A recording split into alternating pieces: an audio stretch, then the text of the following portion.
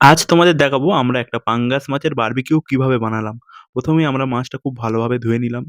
তারপরে আমরা একটা গ্রাইন্ডারে আদা, রসুন, পেঁয়াজ, কাঁচা লঙ্কা সবকিছু ভালো করে পেস্ট করে নিলাম। তারপর আমরা মাছটা ভালো করে গায়ে চাকা, চাকা করে কেটে নিলাম যাতে এর ভিতরে মানে যে পেস্টটা ভালোভাবে ঢোকে। আর আমরা আদা রসুনের পেস্টটা খুব ভালো করে মাছের ভিতরে দিয়ে দিলাম।